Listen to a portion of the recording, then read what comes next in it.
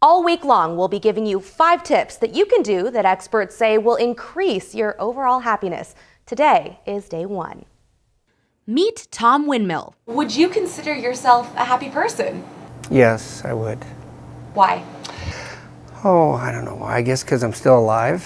Has a lot to do with it. The area that we live in, the person that I live with, my wife, my friends. Add to that, golf, his hobby. It's a sport that I really enjoy. Is his job. Sure, Windmill says he's happy, but what exactly is happiness anyway? At its basic, it's an emotion, so it's a way that we feel, but it also is a way of thinking, and it's also a way of behaving. So happiness is a very multifaceted, complex phenomena. And Professor Smith, our happiness expert, who you'll be seeing a lot of in this week's series, says happiness is subjective, meaning only you know if you're happy. For Windmill, who works at a job he loves and sees himself as a naturally happy person. For me, I think it's more genetic. Can someone be pre-wired for happiness?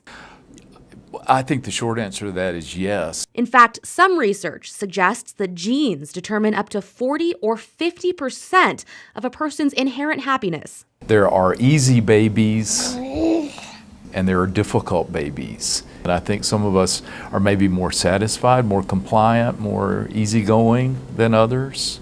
But if you're not one of those people born with so-called happy genes, not to worry. Professor Smith says there's lots of room for negotiation and change. I think that we are wired to be social creatures. I mean, that's a big part of what contributes to our happiness. So if you're human, there's hope for happiness. Experts say one of the first steps is making a conscious choice to be happy. And Smith says it's as simple as figuring out what you're good at. For most of us, we are very well equipped or well sensitized to recognize our weaknesses. You know, we're kind of programmed, I don't do this right, I don't do that right. But I think recognizing your strengths is step number 1. And what you're good at can easily translate into what you love to do. Identify those things that you do well and that make you happy and do more of those things. For Windmill, one of the things he loves is, of course, golf. Gloves? Sure, we have gloves. How about a couple of these? But he says that's not the only aspect of his job that he enjoys. What makes me the happiest is if I can help somebody. Give them a nice tea time, get them started, tell them how good it's going to be out there, wish them good luck, and go from there. And that brings you joy. And that brings me joy.